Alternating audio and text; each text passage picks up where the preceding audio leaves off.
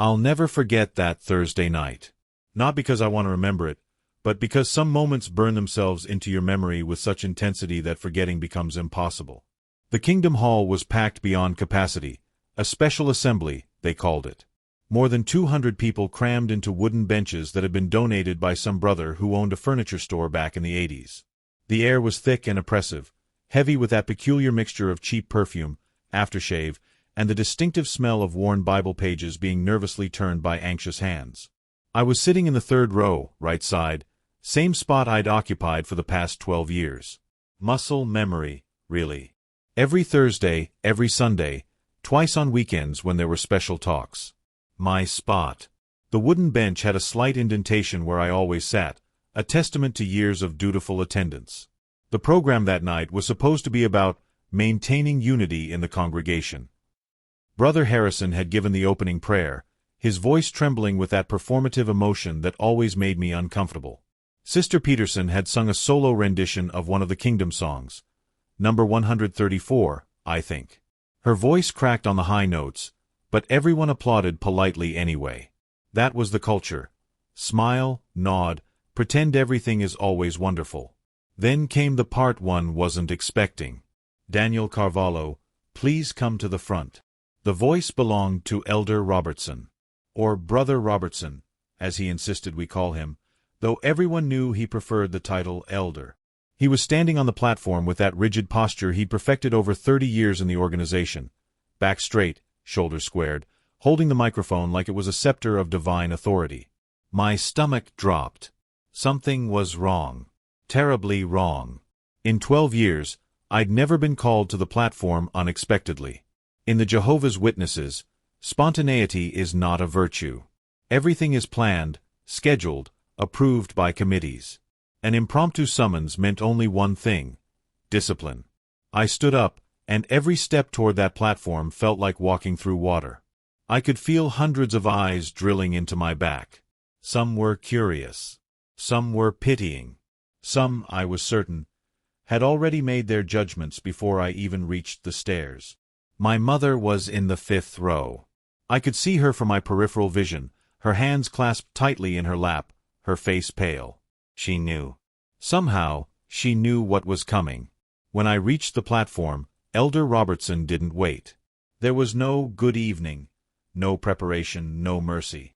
Just that cold, metallic voice, amplified by the microphone and speakers that carried his words to every corner of that hall. You're nothing without the governing body. The silence that followed was suffocating. 200 people, and not a single person dared to breathe. Even the children, normally restless during meetings, were frozen. He continued, his voice gaining confidence from my silence. Brother Carvalho has been questioning decisions made by Jehovah's faithful and discreet slave. He has been sowing seeds of doubt among the congregation. He has placed his own understanding above the wisdom of those appointed by Jehovah himself. Each word was a hammer blow. Each sentence designed to isolate me, to mark me as dangerous, as other. I stood there, feeling the weight of public humiliation pressing down on my shoulders. My mother was crying now, silent tears running down her cheeks, but she didn't move. She couldn't. To defend me would be to align herself with apostasy. To comfort me would be to choose me over Jehovah. Or at least, that's what they'd taught her to believe. But my story didn't begin that night. It began 28 years earlier, in a small apartment in Newark, New Jersey. I was born into the truth, as Jehovah's Witnesses call their religion. My parents had been baptized before I was born, converted by a persistent pioneer sister who knocked on their door every Saturday morning for 6 months until my father finally agreed to a Bible study just to make her stop. They fell in love with it. The certainty, the community, the promise that very soon, any day now, God would destroy this wicked system of things and usher in a paradise earth where the righteous would live forever. My earliest memories are of Kingdom Hall. The smell of coffee brewing in the back room. The sound of chairs scraping against linoleum floors. The peculiar way everyone smiled at everyone else. That forced brightness that said, we're the happiest people on earth, even when you could see the exhaustion in their eyes. I was homeschooled, like most witness children in our congregation. Public school was considered dangerous. full of bad associations and worldly thinking. My mother taught me reading, writing, and arithmetic in the mornings. In the afternoons, we studied Watchtower publications. By the time I was 10, I could explain the difference between the 144,000 anointed and the great crowd of other sheep. I could recite from memory why birthdays and Christmas were pagan celebrations that displeased Jehovah. I could diagram the timeline from 1914 and explain how we were living in the last days. I was a model witness child. At 15, I was baptized. It was supposed to be the happiest day of my life. Elder Robertson himself performed the baptism at a district convention in Albany. Thousands of people watched as I went under the water and came up, symbolically dying to my old self and being reborn as a dedicated servant of Jehovah. My parents cried with joy. The congregation threw a small party for me. Everyone said I was spiritually mature for my age. What no one knew was that I'd spent the night before the baptism crying in the hotel bathroom, terrified. Not because I didn't believe, I did, with every fiber of my being. But because baptism in the Jehovah's Witnesses isn't just a symbol. It's a contract. A legally binding agreement that if you ever change your mind, if you ever doubt, if you ever leave, everyone you've ever loved will be required to shun you. At 15, I signed away my future freedom. By 18, I was a regular pioneer, committing to 70 hours of field service every month. That meant knocking on doors, standing on street corners with magazines, conducting Bible studies with interested people. 70 hours. Every month. Rain or shine. Whether I felt like it or not. I gave up a scholarship to Rutgers University. I'd scored high on my SATs, despite the limited homeschool education, and a professor who'd met me during street witnessing had been impressed enough to advocate for me. Full ride. Computer science program. But the elders counseled against it. Higher education leads to independent thinking, they said. It fills your mind with worldly philosophy and evolution. You'll lose your faith. So I said no. I chose pioneering over college. I chose spiritual riches over worldly opportunity. I was 23 when I met Sarah. She was a sister from a neighboring congregation, beautiful in that modest, understated way that witness women cultivated. Long skirts, minimal makeup, hair always pinned back. But her eyes were kind, and when she laughed, it was genuine. We courted properly, always with a chaperone, never alone, never so much as holding hands until we were engaged. We were married 6 months after we met, in a simple ceremony at the Kingdom Hall. No dancing, no toasts, no celebration beyond a modest reception with punch and cookies. For 3 years, we tried to make it work. We really did. But there was always this distance between us, this wall neither of us could name. We were following all the rules, doing everything right, but something fundamental was missing. When I started asking questions, real questions, not the softball inquiries that had pre-approved answers in the Watchtower literature, Sarah got scared. She reported my doubts to the elders, not because she was malicious, but because that's what she'd been trained to do. Protecting the organization always came first. The marriage ended quietly. She moved back with her parents. I stayed in our small apartment, suddenly very alone. That was when the real questioning began. It started small. Innocent questions that nagged at me during personal Bible study. Why did the governing body's prophecies keep failing? They'd predicted Armageddon would come in 1914, then 1925, then 1975. Each time, when the world didn't end, they issued quiet corrections in the Watchtower, calling them adjustments in understanding. But Deuteronomy 18 verse 22 was clear. If a prophet speaks in Jehovah's name and it doesn't come true, that prophet has spoken presumptuously. Why did doctrines keep changing? When I was baptized, organ transplants were forbidden, considered cannibalism. 5 years later, they were a matter of conscience. Blood transfusions were absolutely forbidden, but blood fractions were allowed. The generation of 1914 that would by no means pass away, before Armageddon kept getting redefined as those people died off and the end still hadn't come. If this was the truth, why did it keep changing? I started reading the Bible without the Watchtower publications as guides. Just the Bible. And I discovered something shocking. So much of what I'd been taught wasn't actually in there. The two-class system of anointed and other sheep, barely supported by Scripture. The faithful and discreet slave being the governing body, an interpretation of a parable that Jesus told. The prohibition on birthdays, based on two Bible accounts where bad things happened at birthday parties, as if correlation implied causation. The more I read, the more questions I had. I made the mistake of sharing these questions with other brothers. At first, they were friendly about it. "Let's look this up together," they'd say, pulling out their tablets loaded with the Watchtower library. But when the library didn't have satisfying answers, when the questions persisted, the friendliness evaporated. I was called to meetings with the elders. 3 of them, sitting across from me in the back room of the Kingdom Hall, looking stern and concerned. "Brother Carvalho, we're worried about you," Elder Robertson said. "These questions you're asking, they're dangerous. They reveal a spirit of independence, of pride. You're putting your own understanding above Jehovah's organization." "But these are legitimate questions," I protested. "If we have the truth, shouldn't we be able to defend it? Shouldn't we encourage investigation?" "The Bible says to trust in Jehovah with all your heart and lean not on your own understanding," another elder interjected. "Your questions show a lack of faith." 1 Thessalonians 5 verse 21 says to make sure of all things, I countered. "How can we make sure if we're not allowed to question?" The room went cold. "You're being argumentative," Elder Robertson said. "This attitude is exactly what we're concerned about. We're recommending that you step down from pioneering until you can get your thinking straight." It was the beginning of my isolation. Word spread quickly in the congregation. Brother Carvalho was having spiritual difficulties. The brothers and sisters who used to greet me warmly now offered tight smiles and hurried past. Invitations to gatherings stopped coming. My phone went silent. The worst part was my family. My mother called me, her voice shaking. "Daniel, the elders spoke to me. They said you're questioning the governing body. Is it true?" "Mom, I'm just trying to understand." There's nothing to understand beyond what the organization teaches.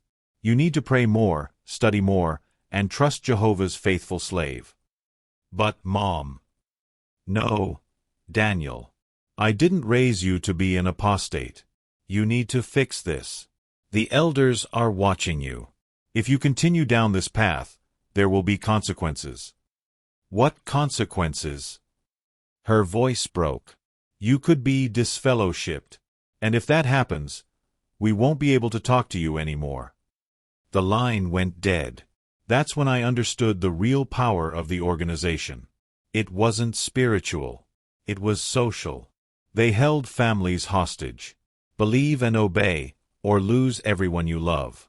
My father sent me a text message, "Praying for you. Please come back to Jehovah."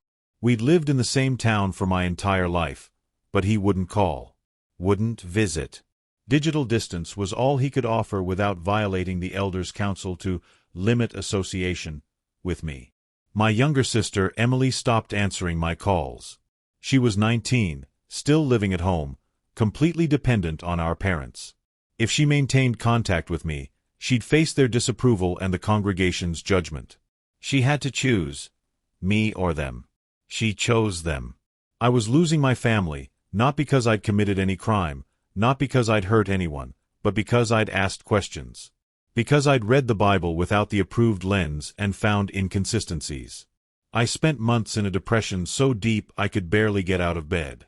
Some days, I thought about going back, about apologizing, about burying my doubts and just pretending to believe. It would be easier. I'd get my family back. I'd have community again. But every time I opened the Bible, every time I tried to make the doctrines fit, I couldn't unsee what I'd seen. I couldn't unknow what I'd learned. The truth had set me free, but freedom was unbearably lonely.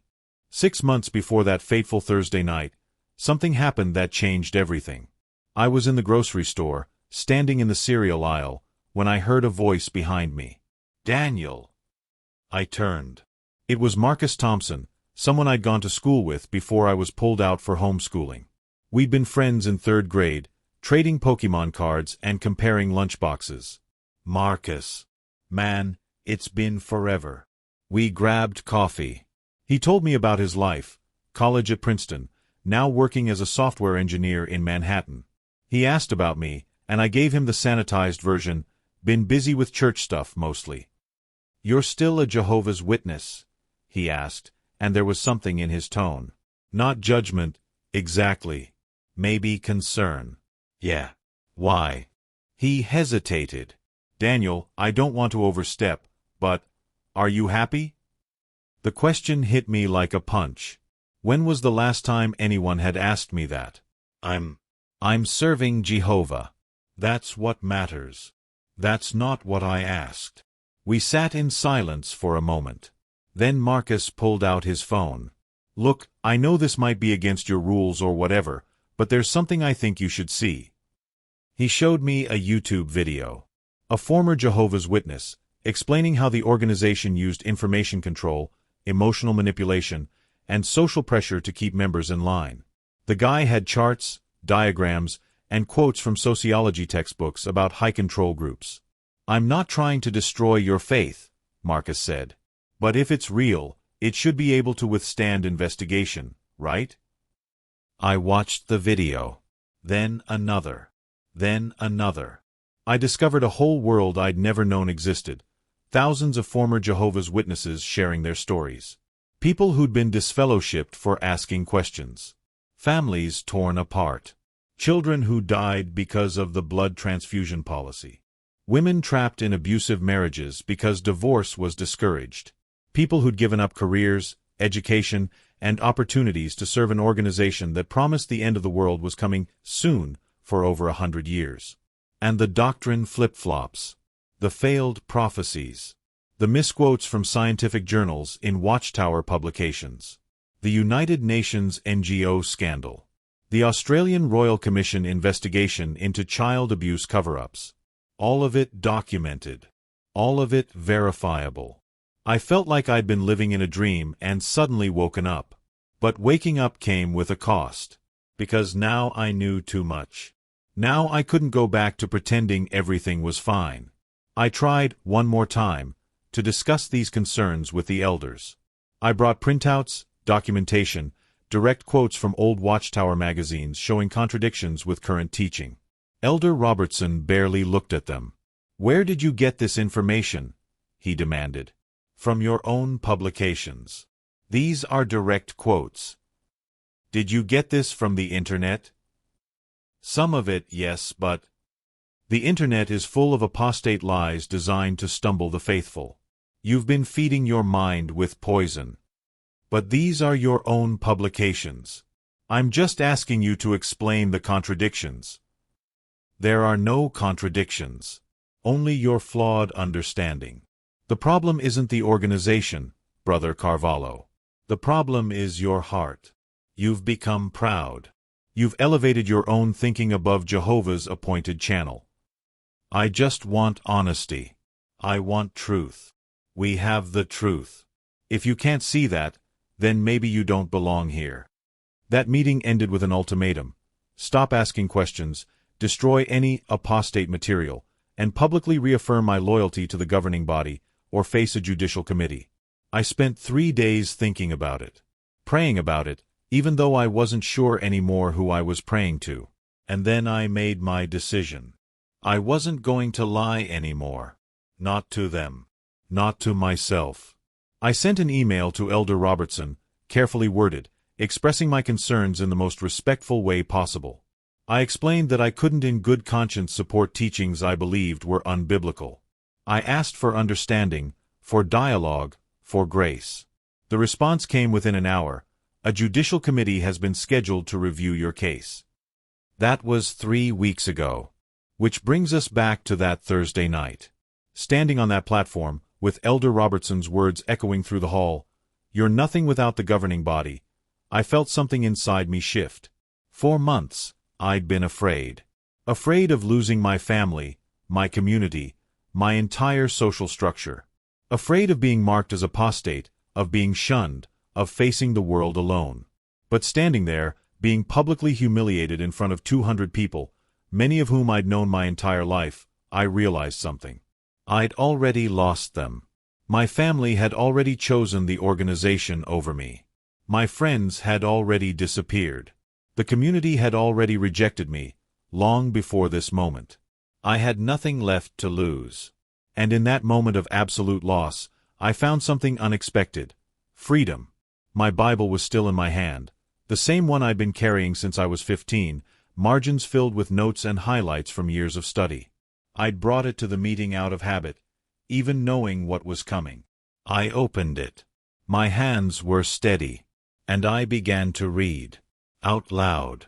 Without permission. There is one God, and one mediator between God and men, the man Christ Jesus. My voice carried through the hall, clear and strong. 1 Timothy, chapter 2, verse 5. Elder Robertson stopped mid-sentence. His face turned red. Brother Carvalho, you are not recognized to speak. I continued reading, louder now. You were bought with a price. Do not become slaves of men. 1 Corinthians 7 verse 23. The murmuring started then. Low voices, confused whispers. Some people were shifting in their seats, uncomfortable. But others were leaning forward, listening. I looked up from the Bible and directly at Elder Robertson. You just told me I'm nothing without the governing body. But the Bible says there's one mediator between God and humans, Jesus Christ. Not a committee in New York. Not a group of men who claim special insight. Jesus. You're taking those scriptures out of context, Robertson tried to interrupt. Am I? Then explain to me how an organization that claims to speak for God has changed its teachings hundreds of times. Explain to me how the truth needs constant revision. Explain to me how prophecies that fail and doctrines that flip-flop constitute divine guidance. The hall was no longer silent. People were talking now, some angry, some confused. I saw a few younger brothers nodding slightly. One sister in the back had her hand over her mouth, eyes wide. These questions are apostate in nature. Robertson's voice was rising, losing its composure. No, I said firmly. These questions are biblical in nature. Acts 17 verse 11 praises the Bereans for examining the scriptures daily to see if what they were being taught was true. Was Paul teaching them apostasy when he encouraged investigation? Was Jesus an apostate when he challenged the religious leaders of his day? I turned to face the congregation now, not just Robertson. I've spent my entire life in this organization. I've given it everything. My education, my marriage, my family, my future. I've knocked on thousands of doors. I've spent thousands of hours in service. I've believed with all my heart that this was the truth. My voice cracked slightly, emotion finally breaking through. But when I started reading the Bible without the filter of Watchtower publications, when I started asking honest questions, I was told to stop thinking, to stop investigating, to just obey. And when I couldn't do that, when my conscience wouldn't let me teach things I didn't believe were true, I was labeled dangerous. Apostate. Someone to be avoided. I looked back at Elder Robertson. You say I'm nothing without the governing body. But I ask you, if this organization requires that I abandon my conscience, ignore biblical contradictions, and accept teachings that change with every new issue of the Watchtower, then who are you without the truth? Who are any of us without honest, open investigation of Scripture? If I am nothing without men, then who are you without the truth? The hall erupted. Some people were standing, shouting for order. Others were arguing in hushed, urgent tones. I saw my mother, still in her seat, openly crying now, her face buried in her hands. My father had his arm around her, but his eyes were on me, and in them I saw something I hadn't seen in months: uncertainty. Elder Robertson was red-faced, gesturing frantically for the sound brother to cut my microphone. When that didn't work fast enough, he physically grabbed the mic from my hand. "This meeting is over," he shouted. "Everyone, please exit in an orderly fashion. Brother Carvalho, you need to leave immediately." But no one was moving orderly. The carefully controlled environment had shattered. 3 younger brothers approached me as I stepped down from the platform. One of them, Kevin, grabbed my arm. "Can we talk? Later. In private." His voice was urgent, almost desperate. "Of course," I said. An older sister, Sister Martinez, someone I'd known since childhood, pushed through the crowd to reach me. She was crying. "My son," she whispered. "My son died when he was 16. He needed a blood transfusion. We said no. We followed the rules. And he died." Her voice broke completely. I've never been able to say this out loud. Never been able to admit that maybe we were wrong. Maybe the rules killed my boy. I didn't know what to say. I just stood there as she hugged me, this woman who'd lost her son to doctrine, finally able to voice her doubt. Security brothers were moving toward me now, ready to escort me out. But the damage was done. The carefully constructed performance of unity had cracked, and people had seen through it, even if just for a moment. As I was led toward the exit, I passed my mother. She looked up at me, and for just a second, our eyes met. I saw fear there. Fear of the organization, fear of losing me, fear of her own doubts that she'd buried for 30 years. I wanted to say something, to comfort her, to tell her I'd always be her son. But Elder Robertson was there, positioning himself between us, a physical barrier reinforcing the emotional one that had been building for months. "You have no business speaking to her," he said coldly. My mother looked away, and I left the Kingdom Hall for the last time. The announcement came 3 days later, on Sunday morning. I wasn't there to hear it, but I knew exactly how it went. I'd sat through dozens of these announcements over the years, never imagining I'd be the subject of one. Daniel Carvalho is no longer one of Jehovah's Witnesses. 9 words. That's all it took to erase 28 years of my life. No explanation. No details. Just that simple statement, and everyone would know what it meant. I was disfellowshipped. Shunned. Dead to them. My phone, which had been silent for months, completely stopped ringing. The few people who'd still been in contact dropped away. Even Marcus, who'd never been a witness, stopped responding to my messages. I found out later that elders had contacted him, warning him that I was a dangerous influence. My landlord, a brother from the congregation, informed me that my lease wouldn't be renewed. "Nothing personal," he said. "Just following theocratic direction." I lost my job. I'd been working part-time at a business owned by another witness, and suddenly my services were no longer needed. My mother changed her phone number. My father blocked me on email. Emily deleted all her social media accounts, so I couldn't even see pictures of her life. It was systematic erasure. In the Watchtower's eyes, and therefore in the eyes of everyone I'd ever known, I no longer existed. The depression that followed was unlike anything I'd experienced before. This wasn't doubt or confusion. This was grief.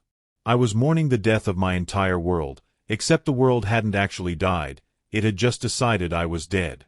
There were days I couldn't get out of bed. Days where I wondered if it would have been easier to just lie, to pretend to believe, to keep my family even if it meant losing myself. I looked up statistics on suicide among former Jehovah's Witnesses. The numbers were horrifying. I thought about it. I won't lie. Standing on that subway platform, watching the trains rush past, I thought about how easy it would be to just step forward, to end the pain, to stop being a burden to myself. But then something happened. Kevin showed up at my apartment. The young brother who'd approached me that night at the Kingdom Hall. He was terrified, constantly looking over his shoulder, as if elders might jump out from behind parked cars. But he came. "I can't stop thinking about what you said," he told me. "I've been having doubts for years, but I thought I was the only one. I thought there was something wrong with me." We talked for hours. I showed him the research I'd done, the documentation of doctrine changes, the failed prophecies. I showed him how to examine the Bible critically, without the Watchtower lens. And I watched something shift in his eyes. The same shift that had happened in mine. "What do I do?" he asked. "If I leave, I'll lose my family, my friends, everything." "I know," I said. "And I can't tell you what to do. That's a decision only you can make. But I can tell you this. Freedom has a cost. So does slavery. You have to decide which cost you're willing to pay. He left my apartment that night more confused than ever. But he left with information, with questions, with permission to think for himself. 2 weeks later, Sister Martinez contacted me through a secret email account. She wanted to talk, needed to talk, about her son, about the blood policy, about 30 years of guilt and what-ifs. Then another former witness reached out through an Ex-Jehovah forum I'd found online. And another. And another. I realized something profound. I wasn't alone. I had never been alone. There were thousands of us, tens of thousands, maybe more, who'd left the organization, who'd asked questions and been punished for it, who'd lost families and communities and entire identities because we couldn't pretend to believe something that didn't make sense. We were scattered, hidden, isolated by design. The organization counted on that isolation to keep us quiet, to make us feel like we were the problem. But we weren't the problem. We were the solution. We'd found the courage to think critically, to question authority, to demand truth instead of accepting comfortable lies. It's been 8 months since that Thursday night. I'm not going to pretend it's been easy. It hasn't. The grief comes in waves. Sometimes I'm fine for weeks, and then I'll see a father and son at the park, laughing together, and I'll break down crying because I miss my dad so much it physically hurts. I've had to rebuild my entire life from scratch. New job, new apartment, new friends, new identity. At 32 years old, I'm basically starting over. But here's what I've gained. I sleep better now. No more nightmares about Armageddon, about failing Jehovah, about not doing enough service or missing meetings or having impure thoughts. I can think freely. I can read whatever I want, watch whatever I want, question whatever I want without fear of punishment. I went back to school. Started taking online classes in computer science, the degree I should have pursued 15 years ago. Turns out, I'm actually pretty good at it. I've made real friends. Not conditional friends who'll drop me if I miss a meeting or question a doctrine, but actual friends who like me for who I am, doubts and all. I found a therapist who specializes in religious trauma. She's helping me work through the guilt, the shame, the learned helplessness that comes from being raised in a high-control group. And I've found community. Online forums, local meetups, support groups for former witnesses. People who understand exactly what I've been through because they've been through it too. Last month, I celebrated my first birthday. 32 years old, and I'd never had a birthday party. Kevin came, he'd left the organization too, about 3 months after our conversation. We ate cake, played video games, and stayed up until 3 a.m. talking about everything and nothing. It was perfect. I've also been writing, documenting my story, my journey, my questions. Not to attack the organization, they don't need my attacks. Their own literature does that job well enough. But to help others who might be where I was, afraid to question, afraid to leave, afraid to lose everything. Because here's what I've learned. Yes, you will lose things. Probably big things. Possibly everyone you love. But you'll gain something too. Something they can never take away. You'll gain yourself. 3 weeks ago, something unexpected happened. I got a letter. An actual physical letter, delivered to my apartment. No return address, but I recognized the handwriting immediately. It was from my mother. My hands shook as I opened it. Dear Daniel, I'm not supposed to be writing this. If anyone finds out, I could be in serious trouble. But I can't stop thinking about that night. About what you said. About what it meant. Your father and I have been witnesses for 33 years. It's our entire life. Our entire identity. All our friends, our community, our purpose, everything is tied to the organization. But lately, I've been having doubts. Not new doubts. I've always had them, tucked away in the back of my mind where I didn't have to look at them. Doubts about the 1975 prediction. I was there, I remember what they said, and I remember how they pretended they never said it. Doubts about the generation teaching that keeps changing. Doubts about why we're so afraid of questions if we really have the truth. Watching you being humiliated that night, watching Elder Robertson refuse to even address your concerns, just dismiss you as proud and faithless, it reminded me of something I'd forgotten. When I was first studying with Jehovah's Witnesses, they encouraged me to question my Catholic faith, to investigate, to use my critical thinking. They said that truth has nothing to fear from examination. But now, when you examine their truth, suddenly questioning is a sin. Suddenly investigation is apostasy. I'm not brave enough to leave, Daniel. Not yet. Maybe not ever. Your father would never leave, and I can't imagine my life without him. And I'm 61 years old. Where would I even go? What would I do? But I want you to know something. I'm proud of you. You did what I've never had the courage to do. You chose truth over comfort. You chose integrity over belonging. And I'm sorry. I'm so sorry that we abandoned you when you needed us most. I'm sorry that I chose an organization over my own son. I tell myself it's what Jehovah requires, but deep down, I think maybe it's just cowardice dressed up as obedience. I don't know if we'll ever talk again. I don't know if I'll ever be brave enough to walk away. But I needed you to know that you're not wrong. You're not crazy. Your questions are valid. And no matter what anyone says, you're not nothing. You never were. Love, Mom. I read that letter 15 times that night. I cried through most of them.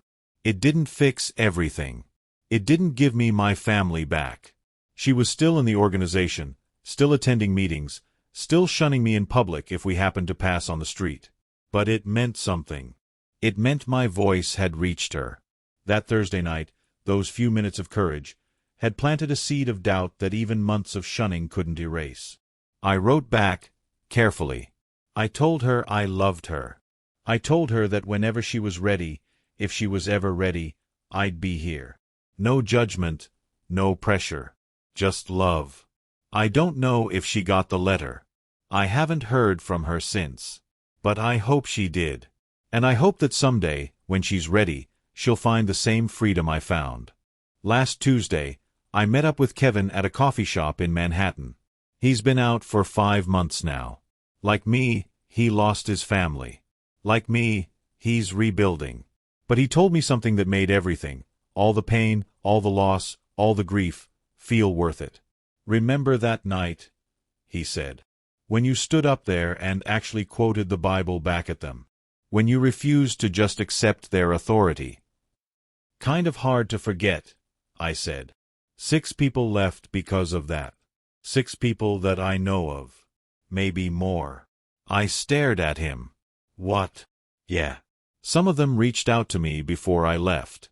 Said that seeing you challenge the elders, seeing you ask those questions in front of everyone, it gave them permission to acknowledge their own doubts. One guy said he'd been planning to stay in the organization his whole life, just faking it, because he couldn't imagine losing his family.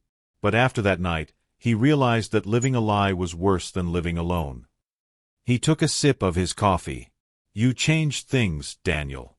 You probably don't realize it, but you did. Just by being honest.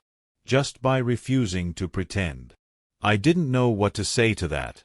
We sat in silence for a moment, watching people pass by on the street. People living normal lives, unencumbered by theocratic rules and apocalyptic anxieties. People who could question things without losing their families. Do you ever regret it? Kevin asked quietly. Standing up that night? Speaking out. I thought about it. Really thought about it. I thought about my mother's tears. My father's silence. Emily's deleted social media. The loneliness of holidays spent alone. The weight of starting over at 32. But I also thought about the freedom. The peace. The ability to think my own thoughts and form my own beliefs. The friendships I'd built based on authenticity rather than shared indoctrination. No, I said finally. I don't regret it. I regret that it was necessary. I regret that an organization that claims to represent God punishes honesty and rewards blind obedience. I regret that asking questions is considered a crime. I looked at Kevin. But I don't regret finding my voice. And I don't regret that maybe, just maybe, my voice helped someone else find theirs. Elder Robertson's words still echo in my head sometimes. You're nothing without the governing body. He meant it as an insult, as a way to diminish me, to make me feel small and worthless. But he was wrong. I'm not nothing. I'm someone who values truth over comfort. Someone who asks questions instead of accepting easy answers. Someone who chose integrity over belonging. And that's not nothing. That's everything. The governing body's authority only exists as long as people are afraid to question it. As long as everyone nods along and pretends the contradictions don't exist. As long as families choose organization over love. But every time someone finds the courage to speak up, to think critically, to demand more than just trust us, that authority weakens. Every time someone chooses truth over comfortable lies, the castle of cards trembles. I lost a lot that Thursday night. I won't pretend I didn't. The cost of freedom was higher than I ever imagined it would be. But I also gained something invaluable. I gained myself.